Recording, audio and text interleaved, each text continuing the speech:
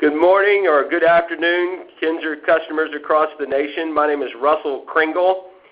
I'll be your host today. Welcome to today's special edition sneak preview webinar featuring Kinzer President and Founder Chris Hester and Kinzer Product Manager and CPA Will Carlson. I am your host, and I am a former agency owner. And if you're on this call, you're a part of a select group that represents some of the best and brightest Kinzer agencies from across the nation. Today, we are here to provide you with an early sneak peek into the new Kinzer billing engine, what I lovingly call BE2. As we get started, let's go through a few housekeeping details. Audio will be broadcast through your computer speakers. A video of today's webinar will be available. And please, chat in your questions. Use the chat function. We'll be answering questions at the end, but we truly want to engage with our Kinzer customers, so chat in your questions as they come to your mind.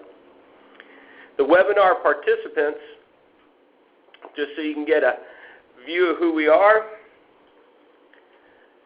include myself. I'm a former agency owner and industry consultant, so my goal is to bring the view of the business owner to this conversation. We have Chris Hester, President and Founder of Kinzer Software,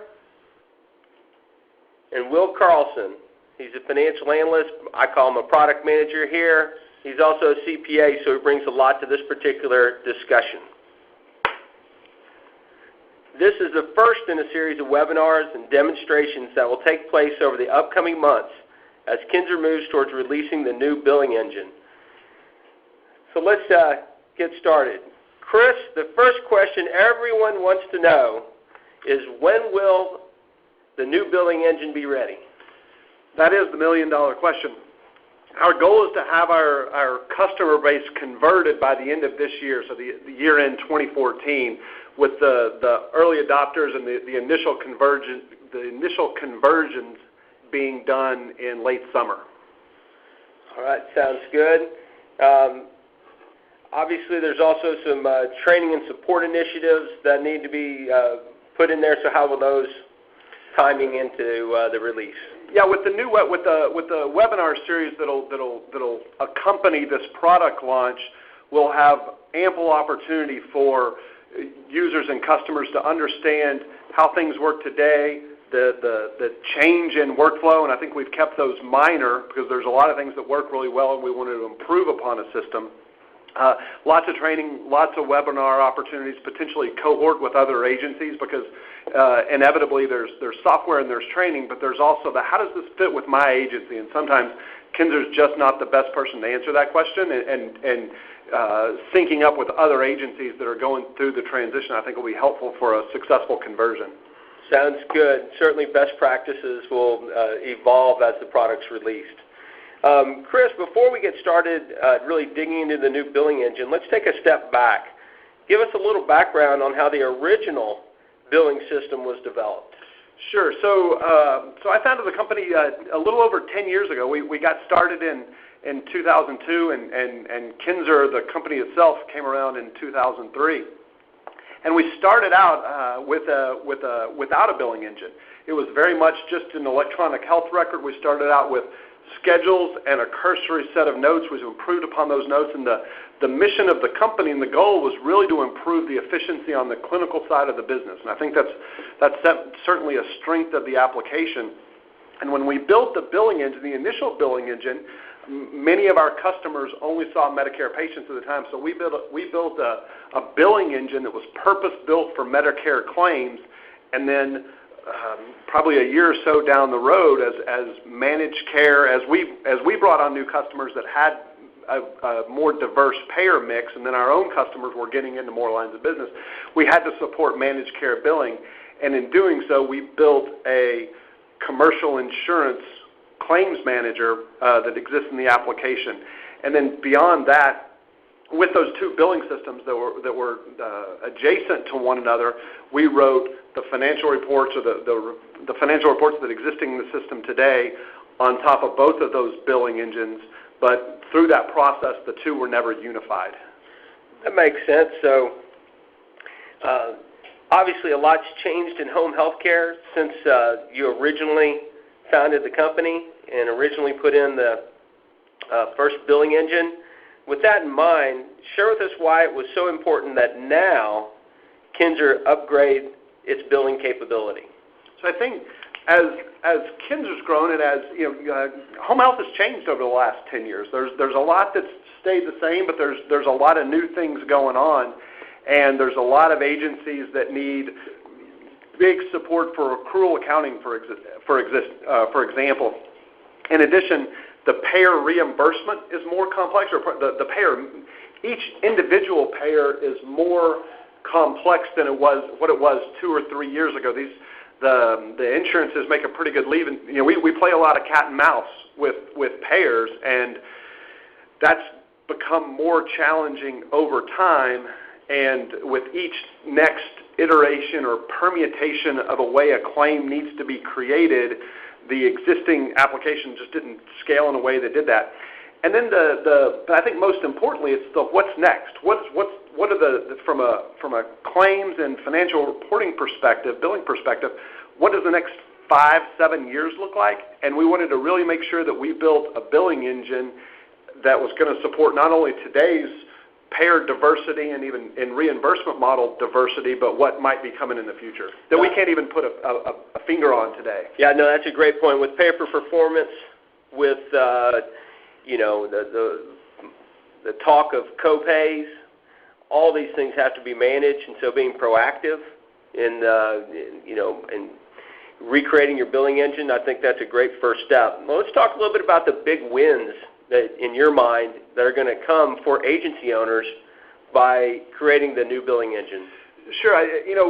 With many things in Kinzer, we started from a workflow perspective, and I think with the new billing engine, we actually started from a little bit different perspective, and that is, what are the outcomes that we want to achieve, and then work backwards from there, which is a little bit contrary to the way we've done other things. And one of those, the most immediate outcome that we want to impact is the accuracy of financial reports that come out of the system. The efficiency of the Medicare billing engine is not something that we are asked by customers to approve upon very often. The accuracy of financial reports that billing engine creates, that's another story. So we wanted to start with just accuracy of financial reports. We want any report that you run in the system to support any other report that you run in the system. Reports were built over time. The reports that live in the system today were built over a pretty large or long period of time, and they don't necessarily calculate things the same way. And we wanted to bring all that to current and make sure there was absolute transparency in the way that these different reports were being calculated.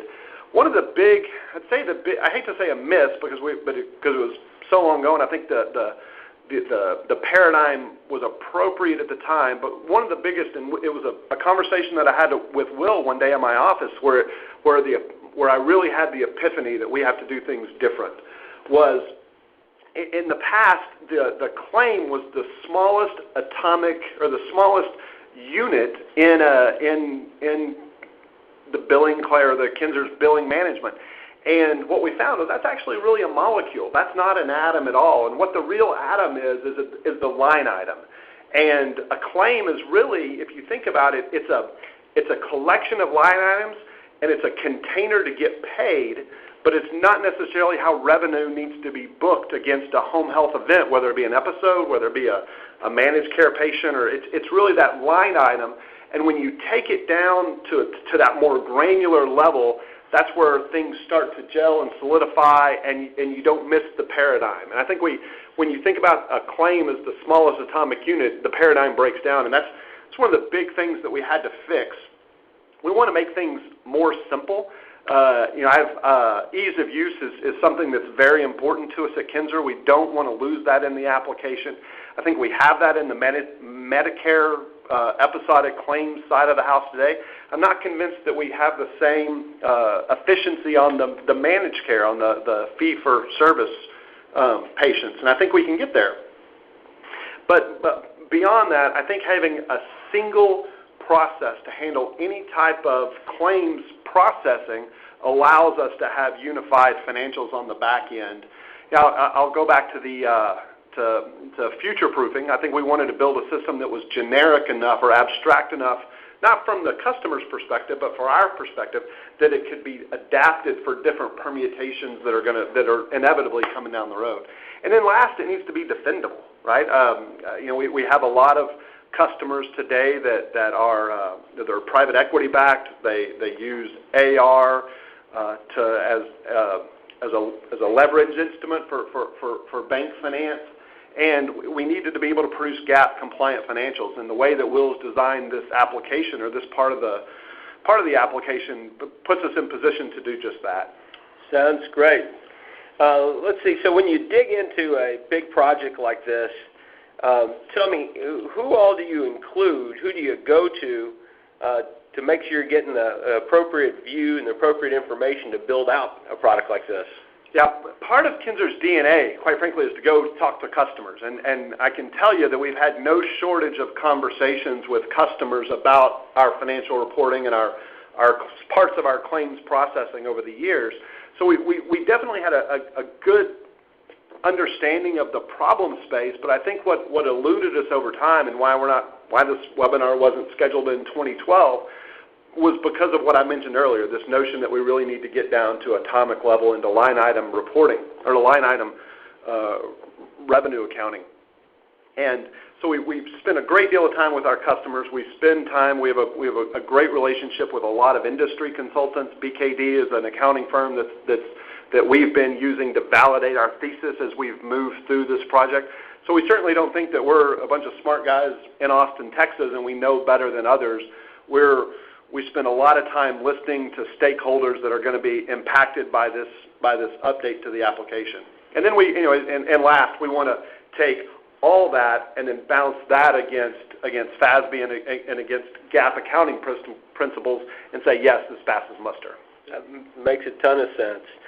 So now that I think about it, I get the sense that developing the new billing engine is really different than developing other Kinzer product features.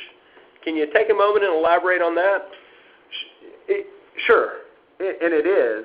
We spent a lot of time thinking that we could extend the life or the usefulness of the existing billing engine. And early last year, middle of last year, we said, hey, we're not getting there. It was frustrating for customers. It's frustrating for us. We want happy, ecstatic, efficient customers. That's how I sleep well at night.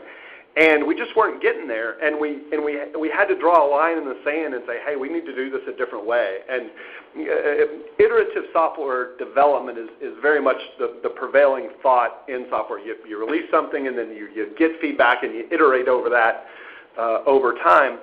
And we just had to stop with the existing billing engine and move to a new system that was based on some principles that were a little bit more granular than what we had done in the past. So, and then that's when we started engaging and asking a lot of questions and testing this thesis or this dissertation, much like a grad student would. Yeah, well, what I've learned is that unlike changing a nursing note or the fonts on a certain area or getting a total somewhere in the product, when you're rebuilding the billing engine, you're rebuilding a mission-critical item.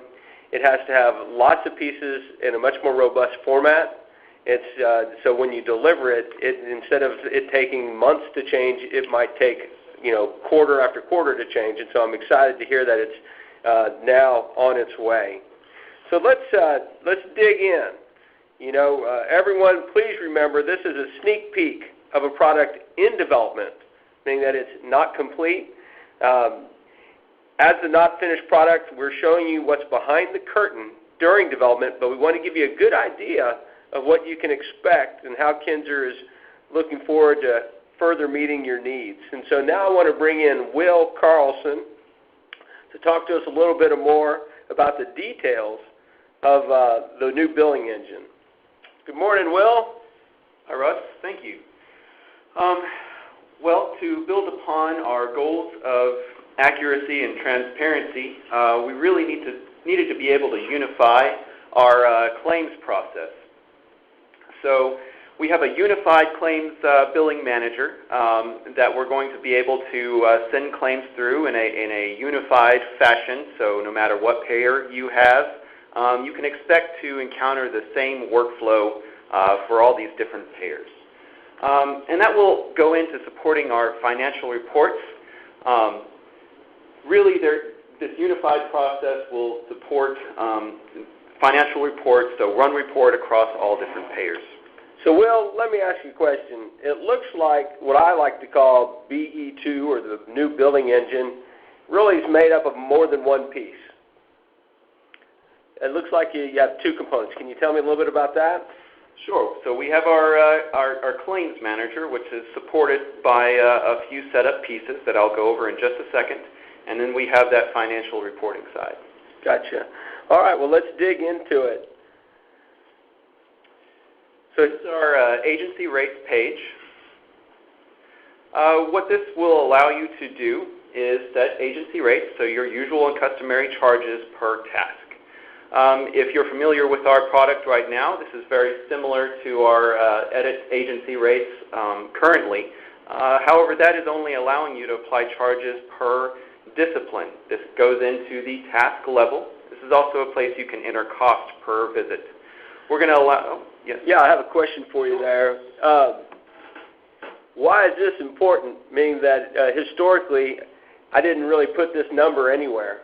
Mm-hmm. As far as what I said, it has nothing to do with what I expect to get paid. Is it has something to do with accrual or FASB, or why is this important? Sure. Well, there's two reasons. One, it's a Medicare mandated principle that you charge the same amount to all payers.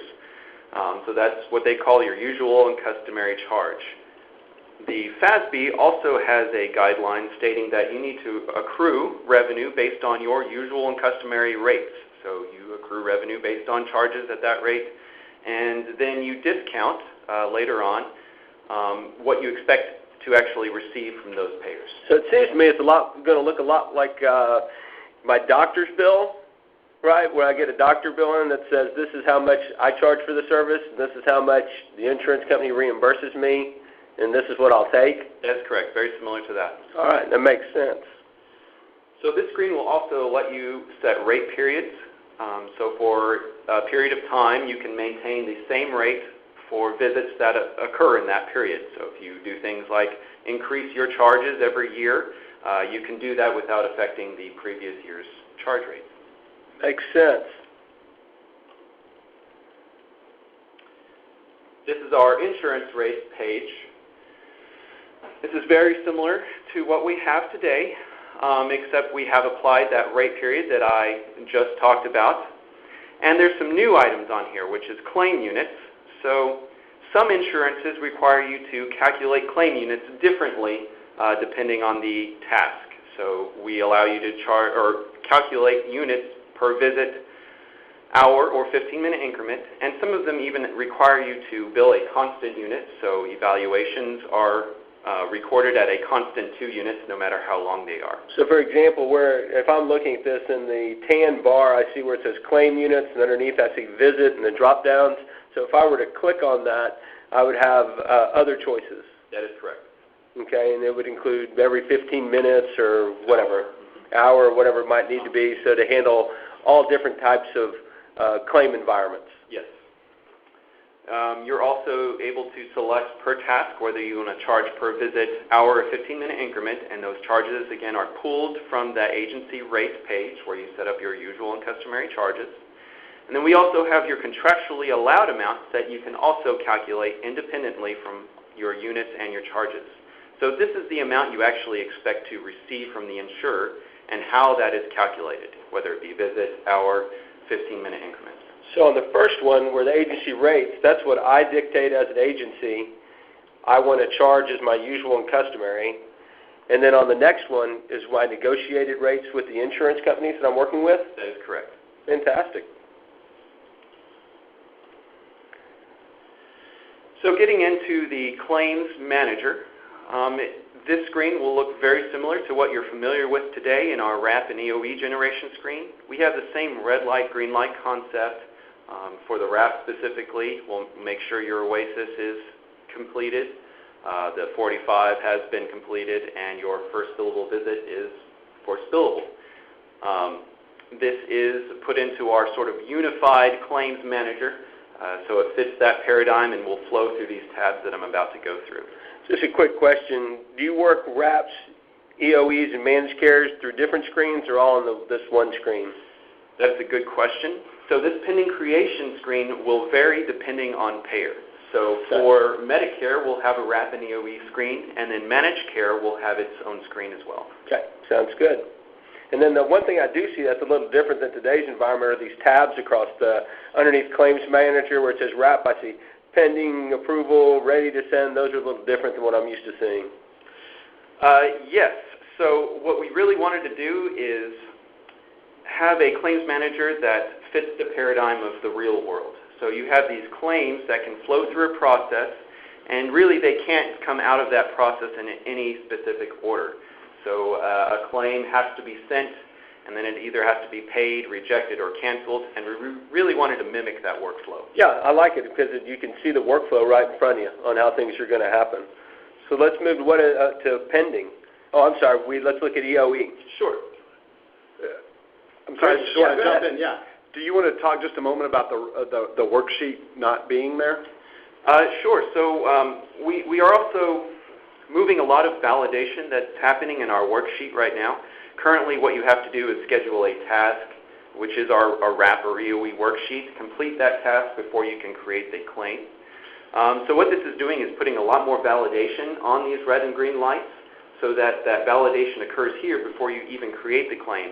And you can feel more comfortable just sending that claim through to your fiscal intermediary without having to go in and work every worksheet. That's great. Anything that's a time savings is great. What do you have next, Will? Just going on to the EOE, we have that visits, red light, green light, making sure they're all billable, and all of your orders have been returned from the physician. Right. So this is our managed care pending creation screen, and what this will do will show you patients that have a billing period or a billing frequency that is ready to bill.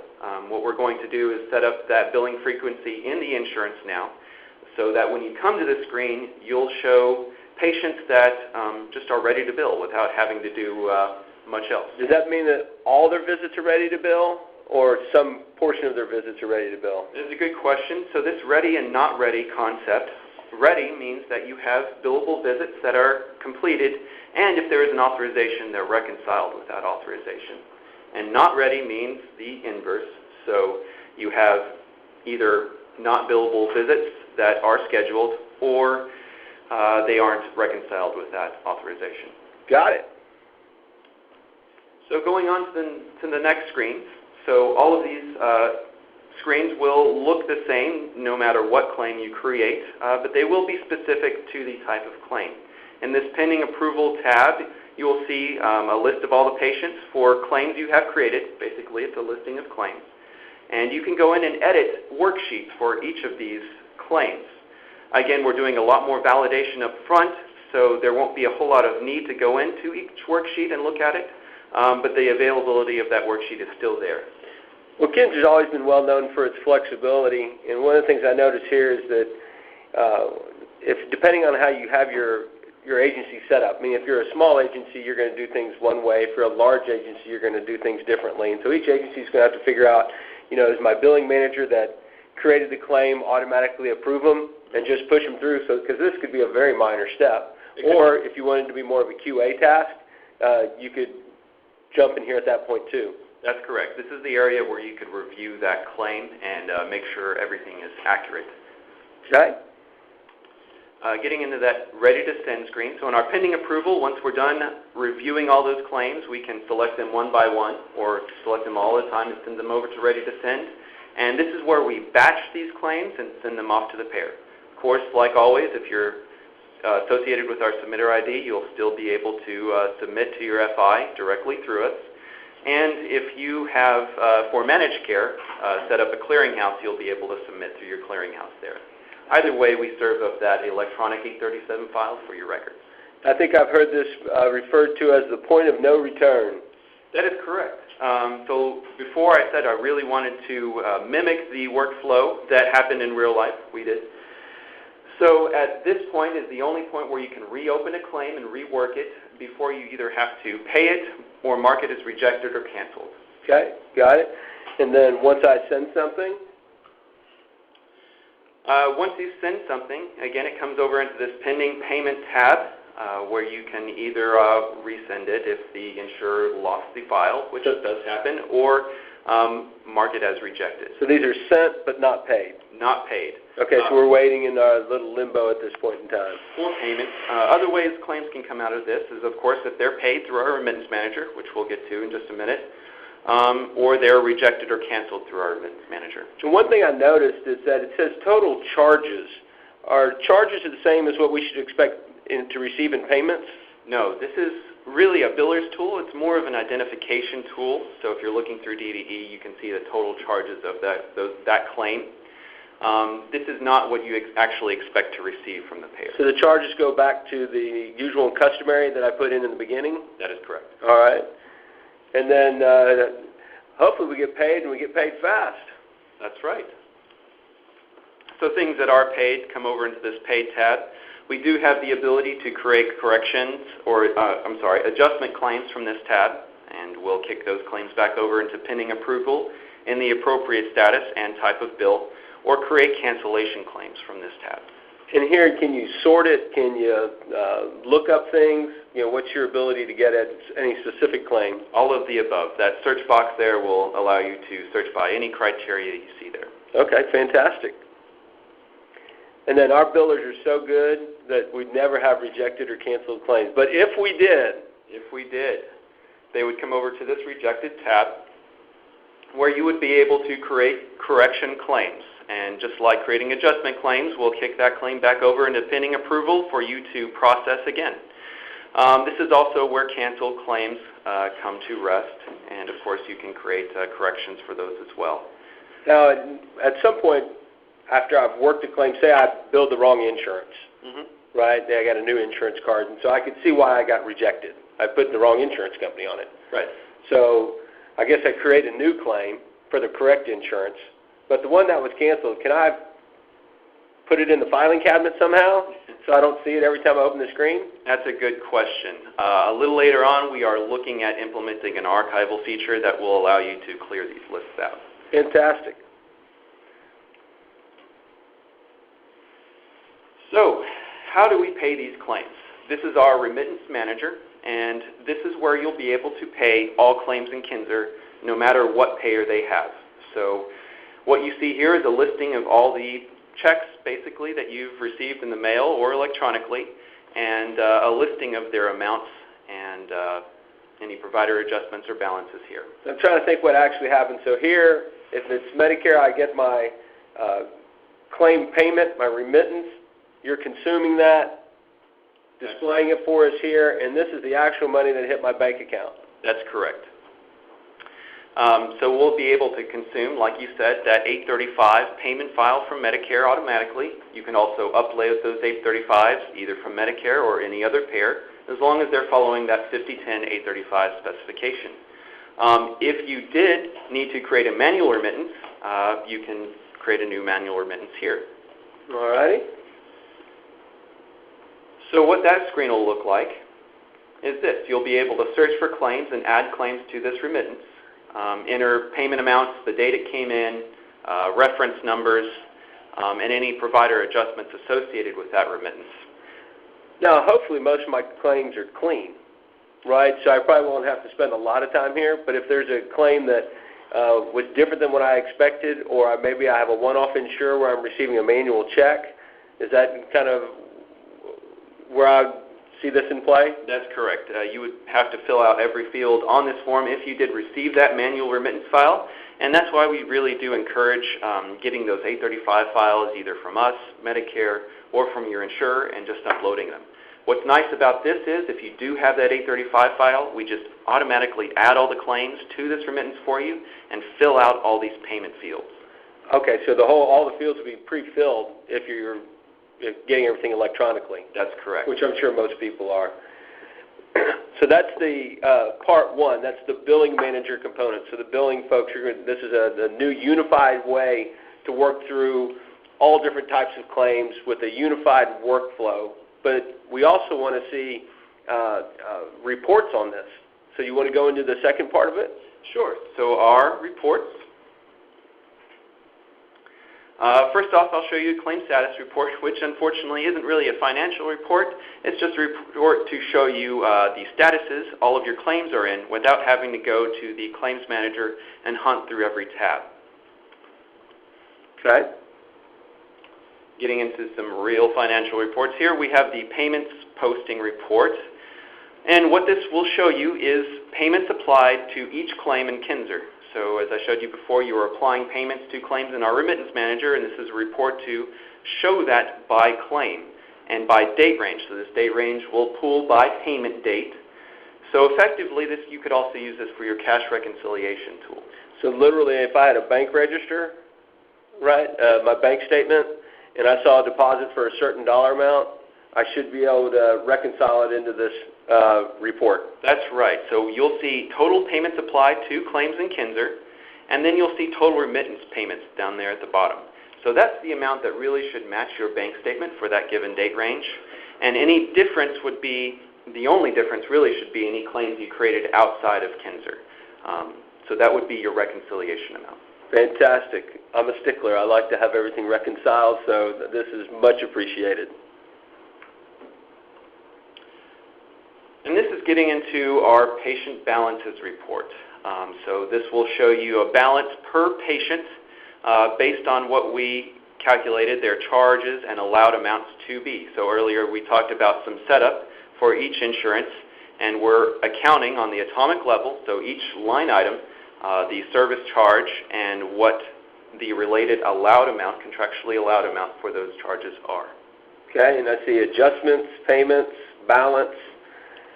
That's right. So we're keeping track of all payer adjustments now and all payments from those remittances, and we're calculating a balance based on the service date. So it'd be if I was envisioning a P&L, charges are basically my usual and customary. The adjustments are going to be kind of like discounts to charges. Allowed is what I should expect in revenue. Payments are what I actually received. And then it'll zero out once I'm fully paid after adjustments and whatnot. That's correct. So this is essentially your accounts receivable, but we're showing it by patient, so it's a accounts receivable balance by patient. So this, what I see here, is an accurate AR. That's correct. That is exciting. That's very exciting. So tell me, do you think that you'll have this kind of into a management level widget or something at some point? Yes, so this is what we like to call our reference report. So all of the reports we create will reconcile to this. That's awesome. I may be displaying too much of my financial geekdom, but to get that excited about that, but to have a accurate and transparent AR is going to be a huge victory for our agencies, especially our larger agencies where accrual accounting is just mission critical for management purposes. They may have bank relationships that require it. To be able to give this clarity is going to be really important. Great job, Will. So getting into a little more detail, this is our patient line item report. And if I wanted to see each discrete line item that I'm accounting by, I would run this report. So I can run it by a few different criteria, by patient or only patients with a balance. If I wanted to see what my balance as of a current date, was, let's say January 31st, I could enter that date here, and I would see all revenue items as up to that date and all payments and adjustments posted to those items up to that date. So that would be my accurate AR. What does this generate? So if I punch in something, whatever, what do I get? I would get this patient line item report. Very cool. So there's a lot of information on this report. We see patient name and a description of what that line item is, a skilled nursing visit, the charge amount, its allowed amount, what that contractual adjustment is, and any payments or additional payer adjustments we've received against that item, and then a balance. So things contained in this report, especially for home health, will be our visits, our supplies, and what you'll see new is that home health service revenue item. So a lot of you may not be very familiar with what that is, and that's what is actually paid on a wrap or EUE claim. There's a line item on the claim called Home Health Services, and that item is actually paid according to the expected HERG revenue amount. Okay, fantastic. If for any agencies out there were used to doing cash accounting, right, a lot of these things are new. Yes. So it's very interesting to dig into it. And I think there'll be certain agencies that will have to decide if they want to move from cash to accrual. But certainly the larger agencies are going to be eating this up because this will really enable them to have much more accurate accrual accounting. All right, moving on. So you saw those adjustment columns in the previous two reports, and really you could have multiple adjustments for each item on the claim. So this is a report that will show you each adjustment that you received for those items, their adjustment reason code and group code associated with those. So instead of having a little sticky or some kind of note in the file or whatever, I actually have the ability to see what adjustments are occurring and deal with them appropriately. Right. So if you're encountering a lot of adjustments from a certain payer where you expected a certain contractual rate and they are continuing to discount you on that payment, you'd be able to provide insight on this report. Well, insurance companies would never do that. All right. What else do you have for us? This is our deferred revenue report. So all of the previous reports I showed you do support accrual accounting. However, the only piece missing for our episodic accounting piece would be our deferred revenue amount. So we're accruing the entire HERG score as our allowed amount. And what we need to do at the end of each period is to be able to determine how much of that is deferred. So we'll do a simple calculation based on the number of days, which is 60 days. We will provide the option to be able to change that day amount. So if your average days on service is 45 days, you could use that. But really, it's an easy calculation that just shows you at the end of the period how much you should defer. Got it. So this is really only relevant to episodic payers, what be it Medicare or Medicare Advantage plans that pay episodically. Right. So that's the PPS payers. Got it. Perfect.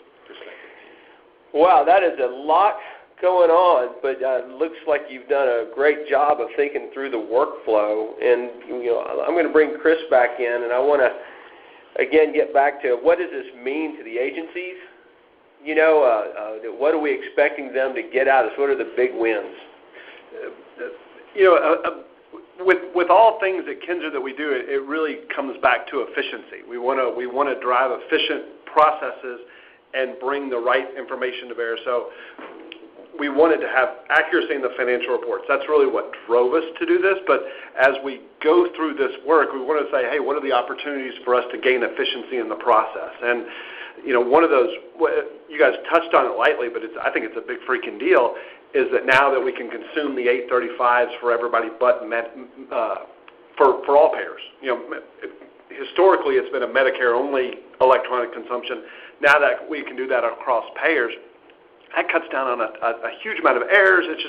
That's a big freaking deal there. I'm excited about that. Accuracy of AR is something that's plagued not only our users and our customers, but us as well. I mean, that's been an ever elusive an oasis or target for us to get to, and we're there. It's something that we're going to be able to provide our customers, and we're excited about that.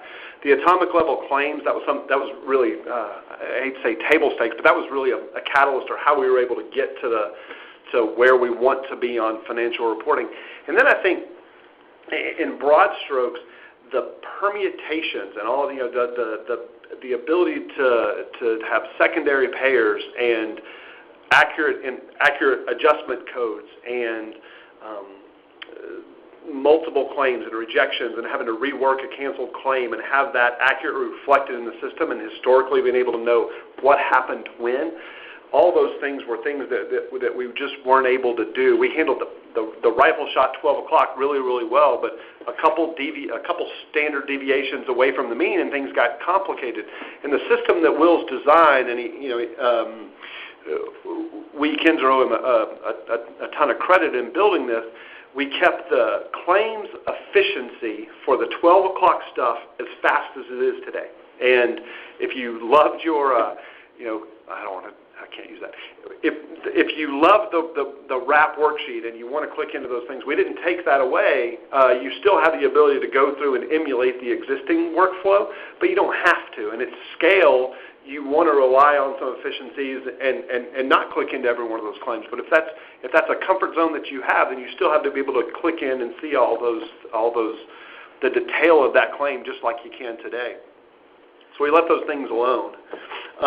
And then again, just the what we don't know. I think we put ourselves in really good position to account for the changes that are going to come over the next 3 to 5 to 7 years. No, I think it's great. A new engine is coming. That's very exciting. And so let's just to summarize kind of what we've covered here. The new billing manager and financial reporting, the two pieces of what I call the billing engine. The enhancements are well along. Unlike some of the other things that get developed that can be released in weeks or months, there's a lot more pieces to the puzzle here that have to be done. This is a mission-critical component, but this isn't vaporware, something that we hope to develop. This is something that is in the midst of creation. You can see by all the screens, all the effort that's gone into it. It looks like agencies will begin beta testing functionality in early Q3. I think you'll find Kinzer reaching out, and one thing they love is feedback. That's my experience with Kinzer, they love feedback. So chat in your questions, and then I think they've even come up with a special email address that's going to allow you to provide additional feedback as they develop everything from their training and support to best practices to the help menus to you name it. And there'll be additional announcements over the next 30 days that for future webinars and live demos that are coming up. And so at this point, we want to say thank you, and it's time for questions. Enter your questions in the chat window now, and we'll figure out who might be the right person to answer it. Thank you very much for listening. And then just one other thing, the email address, as you think about what you've heard, if you have other additional questions when the webinar is over, you can email us at billingmanager@kinzer.com. Most likely we won't be able to, we don't have a triage team set up to knock these out within minutes. We'll be taking your questions, creating basically an FAQ out of them, and over the next 2 to 4 weeks responding to them. But let's dig into questions. All right, lots of questions. All right, the first question is for Chris related to, we got lots of changes here, Chris. Tell us about your plans for training the agencies on the new billing manager. With training, and there's a couple different levels of complexity that we have to account for, and one of the easiest ways to think about training is to think about where our customers are coming from today and putting different people in different, I'd say buckets, but in different peer groups of cash account agencies, Medicare-only agencies, agencies that have complex managed care complexities, and putting those people together, much like you might train an RN differently than an LVN. An RN needs to learn how to do an OASIS, skilled nursing notes orders. If I need to train an LVN, I can rifle shot just to a skilled nursing note. So much how agencies have complexities, we'll group these people together and create different swim lanes so people can have access to content, get questions answered, get a really good confidence upstream of a go-live that all the permutations in my business that need to be solved, that by taking the step forward, I'm not taking a step backwards, and really understand how day-to-day operations goes in the new world, getting that confidence, making sure that you have access to part of our change management team, and move forward to the new billing engine. Fantastic. Let's go to some questions. The next one is that, I'm going to give this one to Will. Will, we book revenue, adjustments, changes to AR per accrued AR report, GL view per direction. The bottom line is he asks, are you comparing new reporting, what you're going to be generating, to what existing reports are so they can assess the impact to historical report? Basically, how are you going to connect the old reports to the new reports? Right. We actually did create a pretty large document that really assessed what our current reports provide, and that the reports we create in this new system will address all of those answers. So things like what's my AR, what's my revenue, what are my adjustments, we made sure to address in these new reports. So if I did it one way in the old system, you're going to be able to have a walkover basically and say this is how you do it in the new system. That is correct. Perfect. Then the next question talks about billing frequency. The question simply says, what is billing frequency? That is a good question. So that is the from and through date on the claim. As I said before, we're going to be able to enter that in our insurance setup screen. So I can get into a little bit of the next question, which is basically how do claims come up in the pending creation. I'm guessing that's probably specific to managed care, and that will be as the billing period passes. So if you've selected to bill weekly, if that week passes, you'll see the patient rise up into that list, and you'll see that ready, not ready flag there. All right. Let's see. Let's get another question. The questions are fantastic. Thank you so much. Keep it coming because that's how we learn what's on your mind, and that's the most important thing for us. Here's one. Can we reopen and edit the claim if it's already under pending payment? That is a good question. So as I said before, that ready to send tab really is your point of no return. You're going to have to mark that claim as rejected to be able to enter a correction. Yeah, but it sounds to me like you have a lot more control. Claim everything from claim level line item information all the way through how do you manipulate the claim. Yeah. Right. And he's done a good job of effectively creating the real stage gates that exist. You know, the claims go from stage A, B, C, D, and if it gets to D and we need to move it back up a couple of stages, he's built a process in which to move things back up into a stage where you can rework those canceled claims, for example, and then move it back through the stage gates again. That's correct. All right. Let's see if I can find another question here. Let's see. What if there is only a partial payment? Will there be a partial status option? How do you handle partial payments? That's a good question. So now that we're tracking the balance per item, in that patient balances report, you'll see that there is a balance left over for that patient. So in the remittance manager, you're really going to want to leave a balance for those partial payments, and that will be reflected on those AR reports we provide. So that's a report you should probably review at least weekly to see if there's any outstanding balances or very old balances that you need to follow up with. Fantastic. I'm going to do 3 more questions. I want to be respectful of everybody's time, and again, we very much appreciate everybody being on the call. This is, Chris and Will opening the kimono to show you what's in development. This is a very unusual stage. Typically, we're rolling things out, and so to during development show you what we're building and getting your feedback is, I think, a wonderful opportunity for you to share your questions, and we'll be accumulating these and creating that FAQ, getting more answers as we continue to move forward. So here's another question. Let's see. Kinzer will automatically show these claims as being rejected or canceled. Yes. So if we are currently receiving your 277CA file, if you're associated with our submitter ID, we will automatically flag those claims as being rejected or canceled. So that's great. Anything you can automate, in my experience, is fantastic. It's just more efficient, something I don't have to hunt for. So that is exciting. Another question. If the 835 is uploaded on the remittance, will it automatically populate the uploaded info into the remittance fields? Yes, it will. Woohoo! So if you have that 835 file, all those fields you see on the remittance will be filled out for you.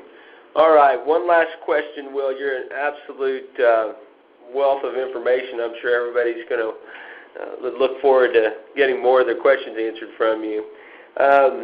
Is there an adjustment report to capture types of adjustments? Yes. As I went through before, you'll see on that adjustments report, I'll get back to it, you'll see that we have the adjustment reason code and remark code and the group code that come in for all of those adjustments. And that's also a good question. I didn't really get into it. This list is available through the Washington Publishing Company, and it's actually a complete list that all of the insurance companies use for those adjustment group and reason codes. Awesome. Well, I want to thank Chris for making this time available to make everybody out in our Kinzer agencies aware of what's going on in development, that it's fully underway and it's well along in development. I want to thank Will for all his hard work in creating a new, elegant billing engine with reporting that I think it's got a great unified workflow that's going to really improve the control for agencies, the transparency, the accuracy. And everybody, please email in your questions to the billing manager at kinzer.com, and we'll follow up. And again, in the next 30 days, you'll see additional information for webinars and live demos. Thank you, and have a great day.